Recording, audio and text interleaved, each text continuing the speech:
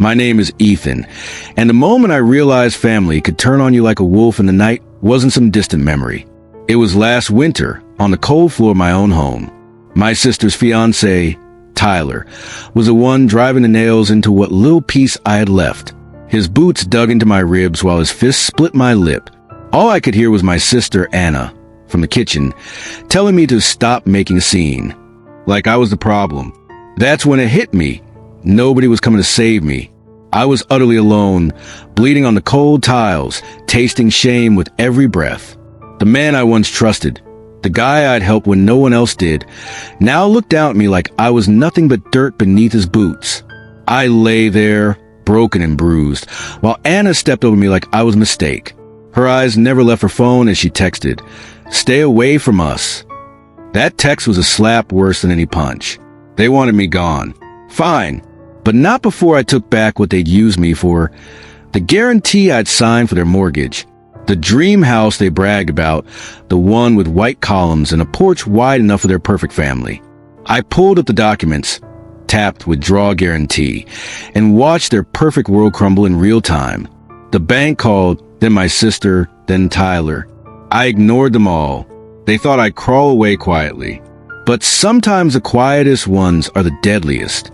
The rain outside fell in a thin, relentless sheet, like the world itself was trying to wash away what had just happened inside that house. I sat on the edge of my small couch, fingers trembling as I stared at my phone. The screen was flooded with missed calls. The bank's loan officer, my sister, Tyler, even some distant relatives I hadn't spoken to in years. But I didn't answer a single one, because answering meant admitting defeat. They thought I was a villain, the one who broke their perfect little dream. The truth? I was just a man who'd been broken for too long and finally found the strength to fight back. I still tasted blood in my mouth, and the dull ache in my ribs was a reminder of Tyler's boots. But beneath that pain was something new, a cold fire burning in my chest, the kind that doesn't flare up and die but burns steady and fierce. The mortgage was a linchpin. Without my guarantee, their loan collapsed. The house they'd painted in their minds, the life they bragged about on social media, the future they planned with smug certainty. It was all gone. I remembered the first time I signed that guarantee. Anna had begged me, tears in her eyes, promising it was all for family, that they'd pay me back. I was naive. I wanted to believe. But now, that paper was my weapon. Withdrawing my name wasn't just a signature, it was a statement. Some part of me wished things could be different. I wanted to believe my sister was still the girl who once protected me. The one who held my hand after Dad left, who made me peanut butter sandwiches when Mom forgot. But the silence from her that day on the floor told me she was gone, replaced by someone I didn't know. Someone who chose Tyler over me. My phone buzzed again. Another message from Anna, just 2 words. Please talk. I deleted it without hesitation. The night dragged on and sleep evaded me. I kept thinking about the bruises, the broken ribs, the way my own blood felt like a betrayal. They had made me the enemy, made me the villain in a story I never asked to be part of. And yet, no one asked how I was healing. No one asked if I could sleep without hearing those boots pressing down on me. I decided I wouldn't be silent anymore. The next morning, I started collecting everything. Photos of my bruises, hospital discharge papers, screenshots of Anna's texts telling me to stay away. I lined them up on my cluttered desk like soldiers on a battlefield. This wasn't just about me anymore. It was about truth, about justice. I contacted a lawyer, someone who didn't flinch when I told him the story. He promised me he'd help me fight back, and for the first time in weeks, I felt a flicker of hope. But the real battle was just beginning. Anna showed up at my apartment the next day, pounding on the door like she wanted to break through. I didn't open it. The same hands that braided my hair as a kid were now fists clenched with anger. I watched through the peephole as Tyler stood behind her, eyes wild, fists ready to explode. They had no idea who they were dealing with now. They wanted me to fix everything, to sign the papers again, to be the good brother who forgives and forgets. But I was done being their punching bag. Their dream house was a pile of ashes now, and if they wanted war, I'd give them one. The pounding on my door didn't stop, but I didn't move. I pressed my back against the cold wall, listening to Anna's voice crack with desperation. I recognized the fake tone, the one she used when she wanted something from me, the one that once held promises but now felt like poison. "Ethan, please, just open the door. We can fix this. I'll talk to Tyler. It'll be okay. Please." I didn't respond. Instead, I replayed the memories that brought me here. Tyler's fists, the cold floor, the silence from Anna as she watched it happen without lifting a finger. The sister I once loved was buried under the weight of lies and fear, and I couldn't be her shield anymore. I pulled out my phone and opened the folder I'd started days ago. Pictures of my bruises, the hospital report with the official notes about my broken ribs, and the text messages where Anna told me to stay away. It was evidence. Proof that I wasn't just making things up, that this wasn't some childish family feud, but a violent betrayal that left scars deeper than skin. I thought about giving up, about swallowing my pride, signing those papers again and pretending everything was fine. But what would that have said about me? That I was weak? That I'd let them break me without a fight? No.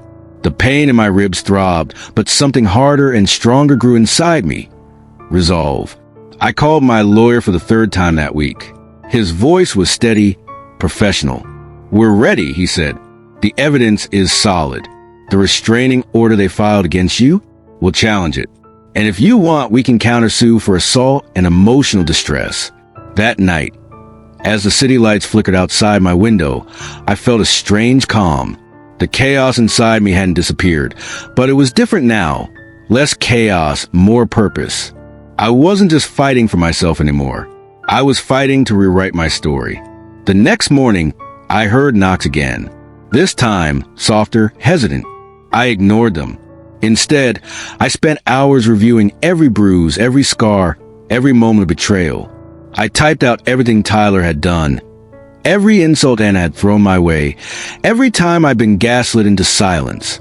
If they wanted to play dirty, I would meet them on their own battlefield.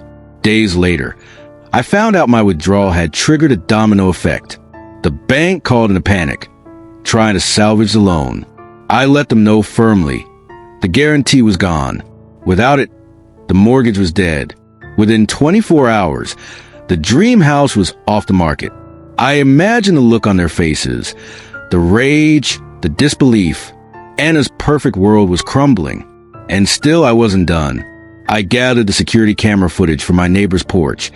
The moment Tyler's fist slammed into my ribs, I took pictures of the text where Anna begged me to fix this. I sent everything to my lawyer with a single line. This is why I withdrew my guarantee.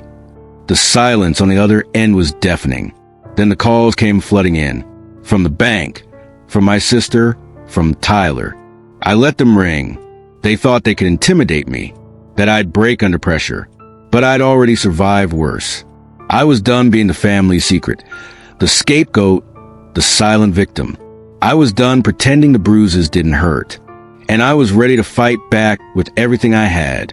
The morning after I sent that icy message to my lawyer, the world outside felt heavier, as if the sky itself was bearing down on me. I sat at my tiny kitchen table, fingers trembling slightly, coffee cooling untouched as my phone buzzed again. This time, it wasn't just calls, it was texts, emails, and even social media notifications flooding in all at once. The bank was frantic. Their loan officer, a usually polite woman named Karen, was relentless. She left voicemail after voicemail, begging for an explanation, warning about the consequences. But I was done explaining anything to anyone who chose to ignore my pain for so long. My sister's name lit up the screen multiple times. Anna, once the girl I'd shared 1,000 memories with, now just a stranger trying to claw her way back into my life. Then there was Tyler. His messages were colder, filled with veiled threats and anger. He called me a monster, a liar, the worst brother a family could have. I read one particularly cruel text over and over. "You destroyed everything. You'll regret this." But I didn't feel regret. Not anymore. I felt something new. Power. Because sometimes when the world breaks you, you don't crumble, you shatter and rebuild stronger. The days blurred together as I prepared for the fight ahead. I met with my lawyer almost daily, going through the evidence, rehearsing my story.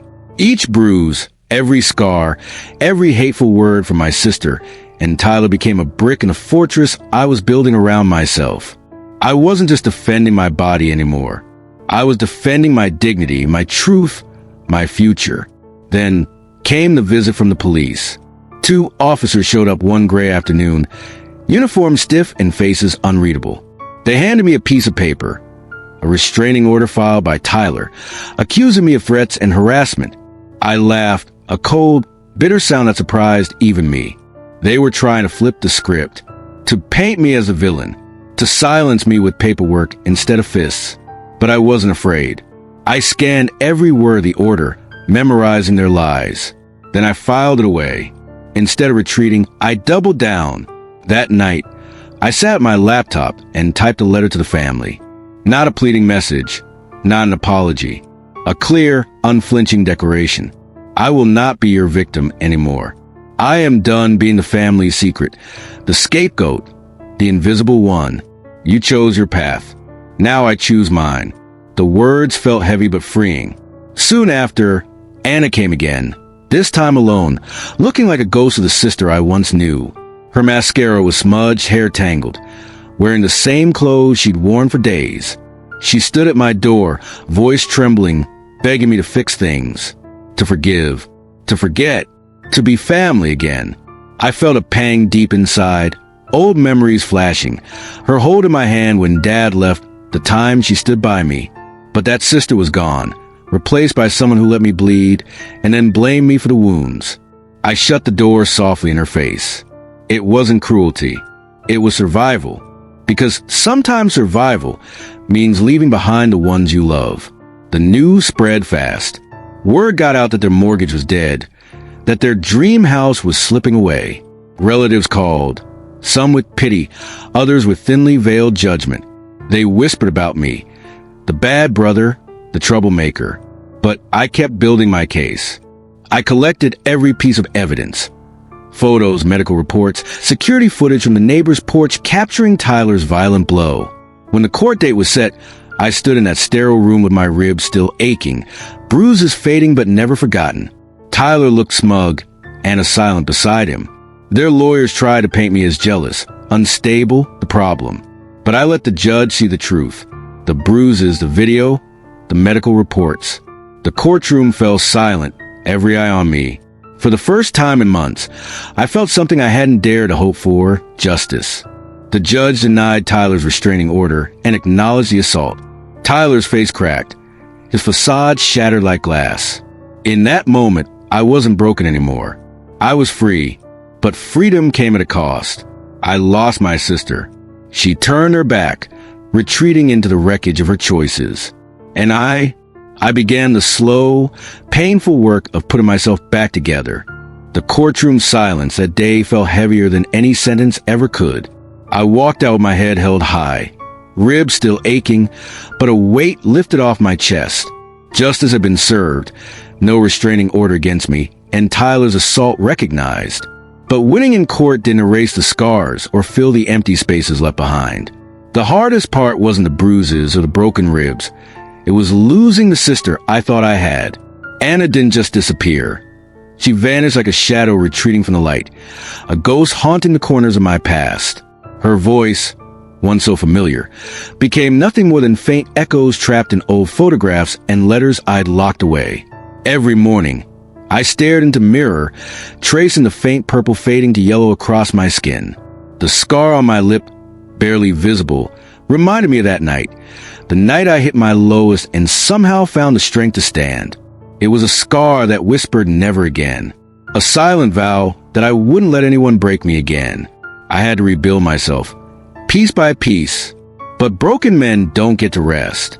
They rebuild, slowly, painfully, without shortcuts. My apartment became my sanctuary, small and cluttered but mine. No one's name on the lease, no one's rules hanging over my head. I filled the space with cheap novels, the hum of quiet music, and the steady rhythm of my own breathing. Therapy was the next battle. Nights spent gasping awake, my body convinced those boots were still coming for me. I fought to silence the nightmares, to wrest control from the memories that tried to drown me. Some nights were better than others, but every week, the grip loosened like chains melting away.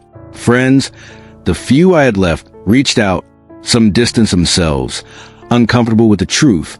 Others stayed silent, unsure how to help. But a handful became my anchor, a reminder that I wasn't alone. Work became my focus. I poured myself into the routine, each small task a brick in the new foundation I was laying. I didn't want sympathy or pity. I wanted to prove to myself I was still here, still standing. The news about Anna and Tyler spread quietly, whispered in family circles and neighborhood gossip. They lost the house, the dream crushed under the weight of their own lies and violence. People called me a monster, a betrayer, the one who destroyed a family. But they never asked what it cost me. One afternoon, an old family friend approached me in the grocery store. Her eyes were gentle but sad. "How's Anna?" she asked softly. I looked her straight in the eye, the truth clear on my tongue. "She chose him," I said simply. Her silence said everything. I walked away feeling lighter, like finally, the truth was out. Months passed. Anna sent letters, real paper letters, not texts. Longer, softer, more like confessions and demands. She wrote about counseling, about trying to change, about hoping one day I could forgive her. I read them all, twice, then folded each carefully, tucked them into a drawer. Forgiveness isn't a switch you flip. It's a bridge you build, stone by stone. Maybe one day, I'll walk across that bridge. But today wasn't that day. Summer arrived like a quiet promise. I stood on my little balcony, wind catching my hair, scars etched beneath the surface of my skin and soul. I wasn't afraid anymore. I had learned the hardest, brightest truth. Family is earned, not owed. If they couldn't love me at my weakest, they would never deserve me at my strongest. And for the first time in years, I felt free. The days that followed were filled with strange kind of silence. Not the peaceful quiet I'd longed for, but the heavy hush of lives unraveling around me. The storm had passed, but the wreckage remained. Tyler and Anna's world was in ruins, and I was left to navigate the aftermath of a war I hadn't wanted but had been forced to fight. I often wondered how it had come to this. How a family could fracture so completely. How love could sour into something poisonous and sharp enough to cut bone. I still had the bruises to remind me. But the worst wounds were the invisible ones, the ones carved deep into trust and hope. At work, I buried myself in routine, trying to rebuild my fractured life one task at a time. My co-workers noticed a change, quieter, more reserved, yet somehow stronger. I didn't talk much about what happened. It wasn't the kind of story people wanted to hear, and honestly, I wasn't ready to share it with everyone. Therapy sessions became my lifeline. Every week, I sat across from Dr. Morrison, a calm woman with kind eyes and a steady voice. She never pressured me to speak. She simply held space for my pain. Some days, I spoke in torrents. Others, I was silent, letting the tears fall where they may. Slowly, I began to piece together who I was beneath the scars. I wasn't just a victim or a survivor. I was a man reclaiming his life, step by step. One evening, as the sun dipped below the city skyline, I received an unexpected call. It was from Anna. My heart raced, old pain mixing with reluctant hope. "I'm in counseling," she said softly, voice trembling. "I want change to be better. Maybe one day we can talk." I didn't know what to say. Years of hurt tangled with fragile thread of forgiveness. I told her I needed time. She understood. The weeks stretched into months. The nightmares lost their grip, replaced by dreams of a future I could shape.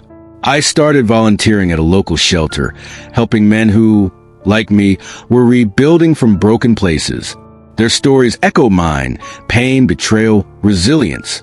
It was there, amidst strangers and shared wounds, that I found unexpected strength. One afternoon, while helping unload donations, I met Michael, a man whose kindness was quiet but fierce. We talked about loss, about fighting to reclaim dignity. His friendship became a balm, a reminder that family isn't just blood. It's the people who stand by you when the world turns its back. Back home, my scarred lip reminded me daily of the night everything changed. But it no longer whispered fear.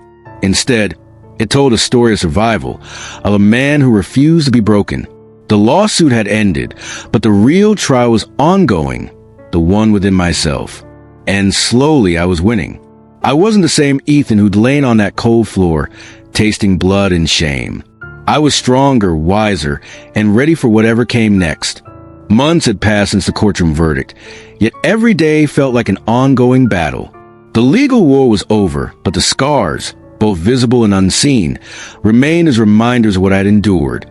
The ache in my ribs had dulled, but the weight of betrayal pressed heavily on my heart.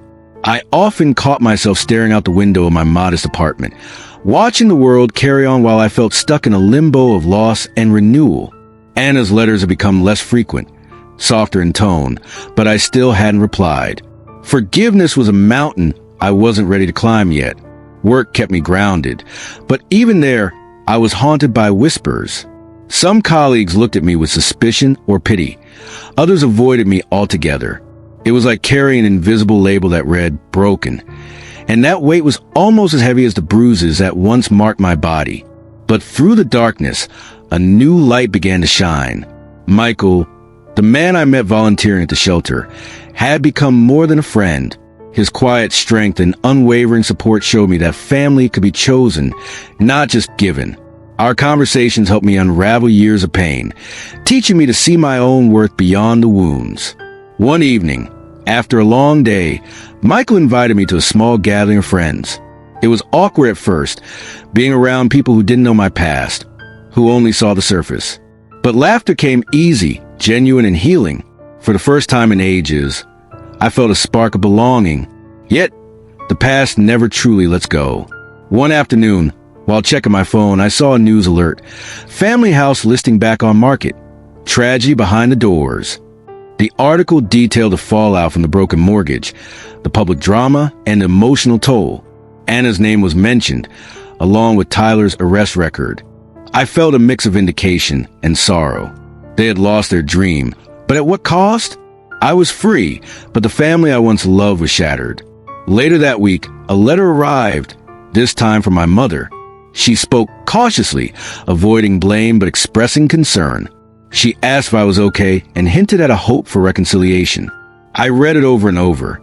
The urge to respond battled with the fear of reopening old wounds. Instead, I chose to write in my journal, pouring out everything I couldn't say aloud. The page is filled with reflections on trust, betrayal, and the slow, painful process of healing. One night, as I sat alone, the memories surged, the cold floor, Tyler's fists, and a silence. But I no longer felt like a victim. I was a survivor, a man who had fought back and lived to tell the tale. Therapy continued to guide me. Dr. Morrison helped me understand that healing isn't linear. It's a winding road with setbacks and breakthroughs. She encouraged me to set boundaries, to protect myself emotionally, and to embrace my strength. I began to envision a future beyond pain, a life where I could be whole again. One morning, a text from Anna surprised me. "I'm sorry. I wish I could undo the past." I stared at it, heart pounding. The sister I lost was reaching out, but I wasn't sure if I was ready to answer. I took a deep breath and typed back slowly. "Maybe one day." Because forgiveness isn't a destination, it's a journey. There's a strange silence that settles in after the storm. A silence that doesn't feel like peace, but more like standing in the ruins of something that once felt like home.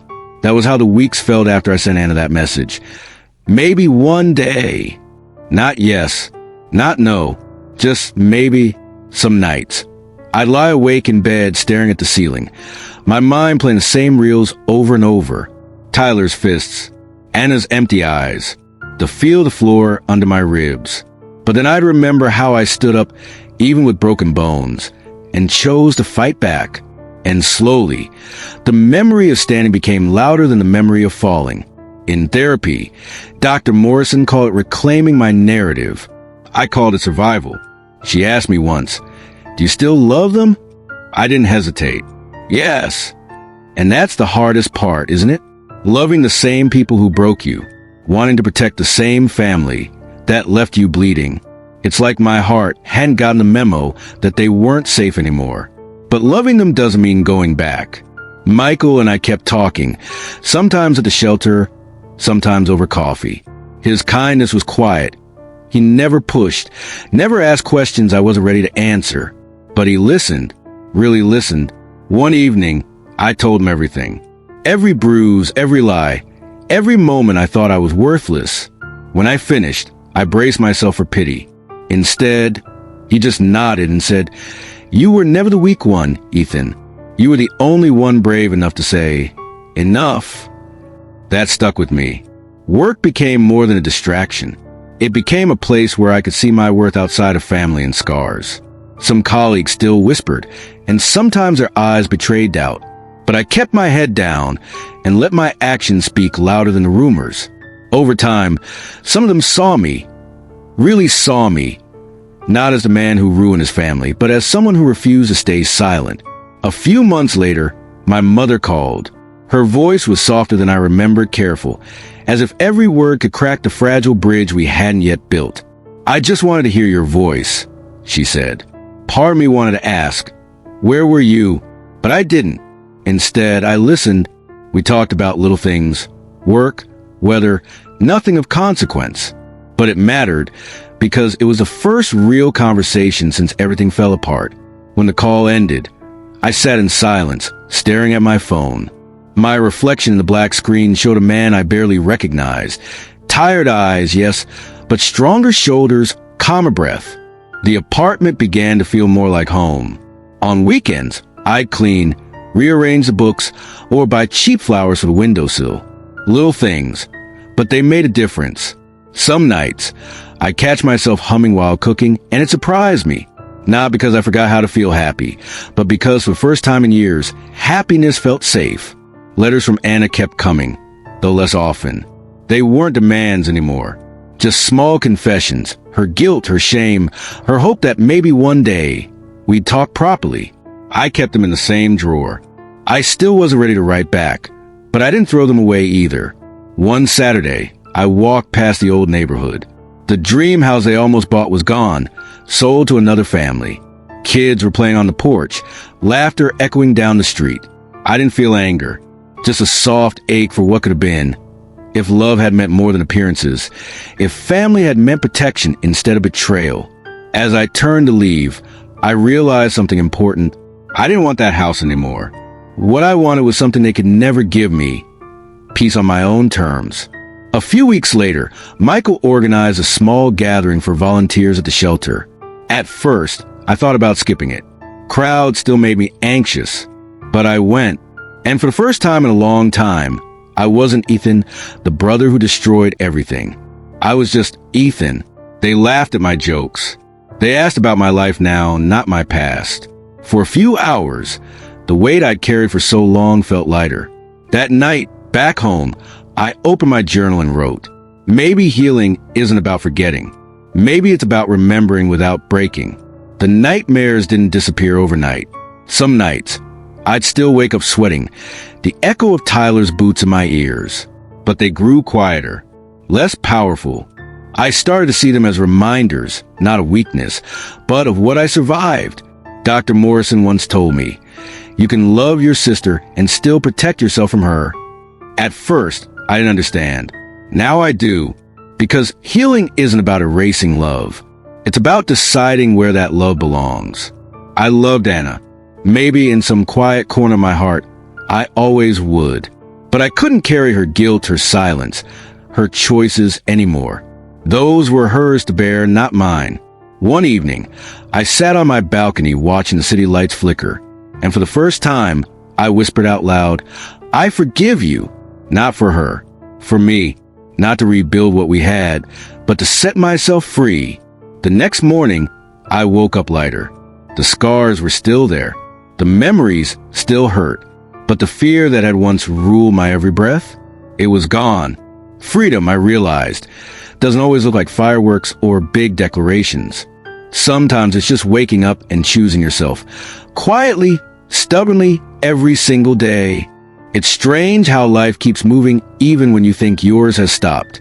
I used to think the day I walked out of that courtroom would be the turning point, the clean break that made everything better. But real healing isn't like that. It doesn't come with a moment of triumph and applause. It comes in fragments, a sunrise that feels gentle instead of heavy, a breath that doesn't catch in your chest, a day when you laugh and realize you meant it. Months passed, and the city felt different somehow, or maybe I was the one who'd changed. The small routines I'd built around my life became anchors. Morning coffee, walks to work, evenings spent reading by the window. Ordinary things, but they felt sacred because they were mine. One Saturday morning, I stood at the mirror and caught sight of the scar on my lip. For the first time, I didn't look away. That mark, once a symbol of shame and pain, had become something else entirely. A reminder that I had survived, that no matter what was taken from me, my voice had remained. And now, my voice was stronger than ever. Anna's letters slowed, and when they did arrive, they felt different. No more asking me to fix things. Just words that sounded like confessions. Memories from when we were kids, her guilt woven into every sentence. I still couldn't bring myself to reply, but I didn't throw them away either. They stayed in that drawer, a silent testament to love that had turned ash but somehow still smoldered in the corners of memory. Work began to feel less like an escape and more like a part of my life I was rebuilding. My boss offered me a new project, something bigger, something that required trust. Months ago, I'd have hesitated, worried I'd fail, that I wasn't ready. But I heard Michael's voice in my head. You were never the weak one, Ethan, and I said yes. The first day of the new project, I walked into the meeting room and realized no one there knew my story. They didn't see the bruises that had healed or the betrayals that had burned. All they saw was me, standing there with a plan and the resolve to see it through. And in that moment, for the first time in what felt like forever, I saw myself without the shadow of what had happened. The apartment, once a temporary refuge, became a home. I put up new shelves, bought a second-hand chair that didn't match anything but felt comfortable. Some nights, I'd light a candle by the window, not because it meant anything, but because it made the place feel warm. And little by little, the walls that had once felt like a hiding place began to feel like my own fortress, not built to keep the world out, but to remind me that this space was mine, earned and protected. One quiet evening, I stood at the balcony and watched the city lights blur into a soft glow. I thought of Tyler. Last I'd heard, his record made it hard to find work. People who once laughed at his jokes now turned away. The man who once made me feel so small had become invisible to the world he'd tried so hard to impress. Did I feel satisfaction? Not really. What I felt was something colder and simpler. Justice. Not revenge. But the knowledge that actions had consequences, and that sometimes the truth catches up even to those who think they're untouchable.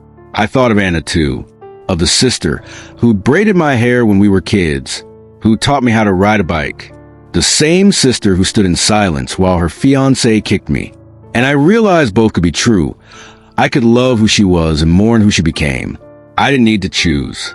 That realization felt like a door opening in my chest, letting in air I didn't know I'd been missing. Michael stayed in my life, a constant presence without asking to be more. One evening, sitting on my worn-out couch, I told him, some days I still feel like that scared kid on the floor. He nodded and said, healing isn't about erasing the past, Ethan. It's about living anyway. Those words sat with me. I repeated them to myself on nights when the memories threatened to pull me under. My mother reached out again. We spoke cautiously, carefully, like people crossing thin ice. She asked if I hated her. I told her the truth. No, but I can't forget. And that was enough, at least for now. One afternoon, I stood in front of my building, keys in hand, and realized I hadn't thought about Tyler or Anna for hours. The freedom of that moment brought tears to my eyes. Because survival isn't always about fighting. Sometimes it's about simply living, breathing without fear, existing without apology. That night, I wrote in my journal, I am not what they did to me. I am what I chose to become after. I had chosen to become someone stronger, quieter, but unbreakable. And for the first time, I felt like tomorrow wasn't something to dread, but something to look forward to. There's a moment you don't see coming, when survival quietly transforms into living. It doesn't announce itself. No fireworks, no applause. One morning, you just wake up and realize you didn't dread opening your eyes. You pour your coffee, and it tastes like more than habit. The weight on your chest feels lighter, almost like air. For me, that morning came in late spring. The city outside my window felt alive, not like something I had to fight against. I opened the window, let the breeze in, and for the first time in what felt like forever, I caught myself smiling without forcing it. My scar on my lip still caught the light in the mirror, a faint reminder of fists and betrayal. But I'd stopped seeing it as proof of what Tyler did. I'd started to see it as proof of what he couldn't do. Break me completely. I kept going to therapy week after week, even on days when it felt pointless. Dr. Morrison never promised healing would be quick or clean. Instead, she taught me that scars can live alongside hope, that the boy I had been, the one who trusted too easily, didn't have to disappear. He could stay, but he didn't have to rule my choices anymore. At work, the project I had taken on turned out better than I'd hoped. Standing in front of the team to share the results, I felt a tremor of nerves, but behind it was something steadier. Confidence. Some colleagues who'd once kept their distance started to talk to me differently, with respect instead of pity. It felt strange at first, being seen for who I was now, not who I'd been. But I let it happen. Michael and I kept meeting. Coffee after work. Weekend walks that turned into hours of conversation. He never asked me to be someone else. One evening, I caught him looking at me differently, not just with friendship, but with quiet hope. For a moment, panic surged, because hope is risk, and risk had cost me so much before. But then I realized this was my choice, too. Not something forced, not something stolen. So I chose.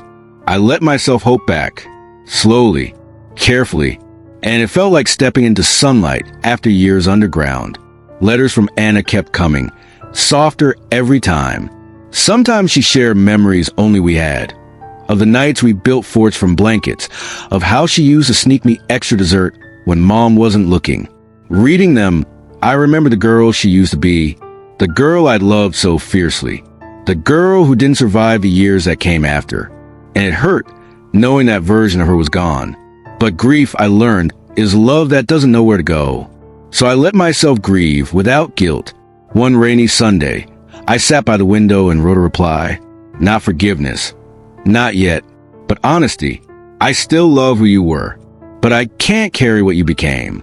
Maybe one day, we'll find a way to speak without all this weight between us. I didn't know if I'd send it. But writing it felt like exhaling after holding my breath for too long. The news about Tyler grew quieter. Rumor was he'd lost another job. Part of me thought I'd feel satisfaction, but what I felt was emptier.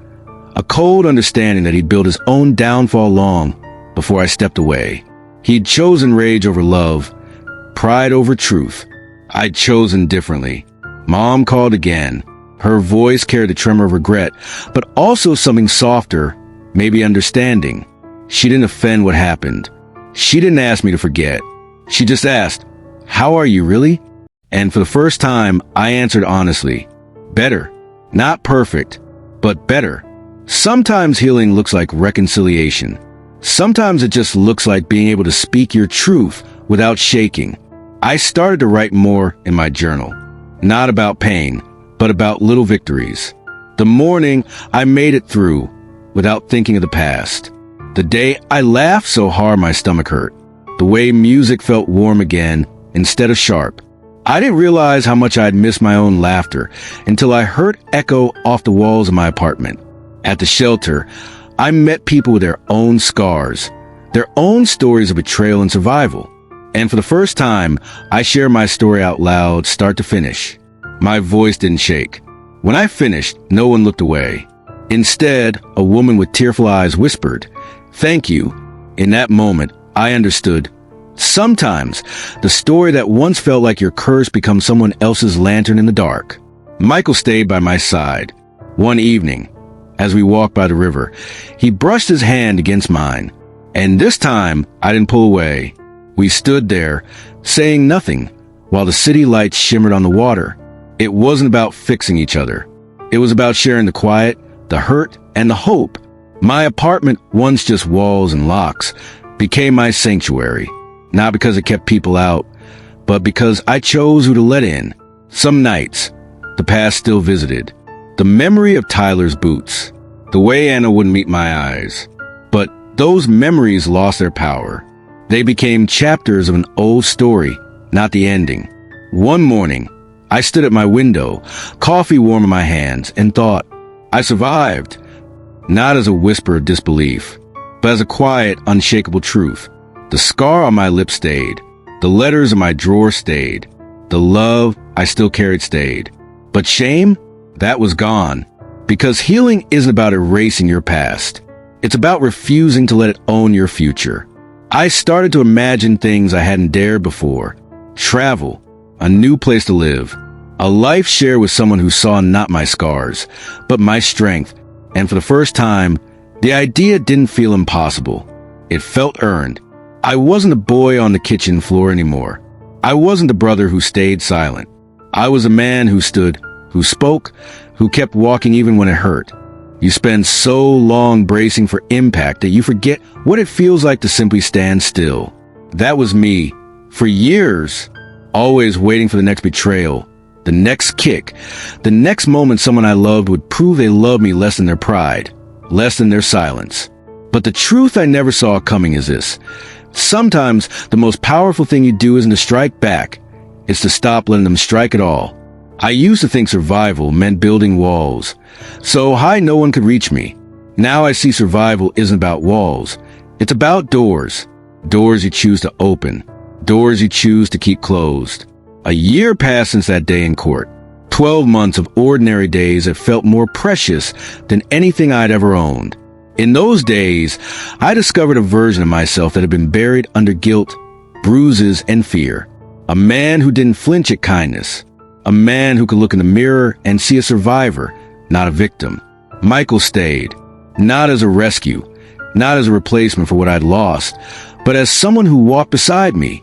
One evening, as we sat on my balcony watching the city lights shimmer like scattered stars, he asked quietly, "Do you still miss them?" The question caught me off guard. My first instinct was to say no, to bury it under anger. But the truth rose before I could stop it. "Yes," I said, "I miss who I thought they were. I miss the sister who taught me to ride a bike. I miss believing that family meant protection." Michael nodded, no judgment in his eyes. "It's okay to miss the memory," he said. "As long as you remember it's just that, a memory." And that was it. Permission to feel the ache without surrendering to it. Anna's letters kept coming, slower now. Each one softer, less defensive, more like someone trying to reach across a burned bridge. One day, I opened one, and it simply said, "I'm sorry. Truly, I don't expect forgiveness. I just wanted you to know that." I sat with that letter for a long time. I didn't cry. I didn't rage. I just let it sit there on the table, the words soaking into the silence. Forgiveness didn't rush in like a tide. It came slow, cautious, and incomplete, but it started. I wrote back, finally, "I don't hate you, but I can't forget. Maybe one day we can meet somewhere that isn't the past." I didn't send it right away. I kept it in the drawer, reading it some nights to remind myself that healing is not a gift you give them. It's one you give yourself. News of Tyler faded into background noise. He lost more jobs, moved to another town. A rumor reached me that Anna had finally left him, unable to live inside the ruins they'd built together. Did I feel vindicated? A part of me did. But mostly I felt distance. Like watching a ship sink from the shore you'd already walked away from. Some days, the past knocked anyway. A song on the radio that reminded me of childhood. A smell that pulled me back to Sunday dinners before everything cracked.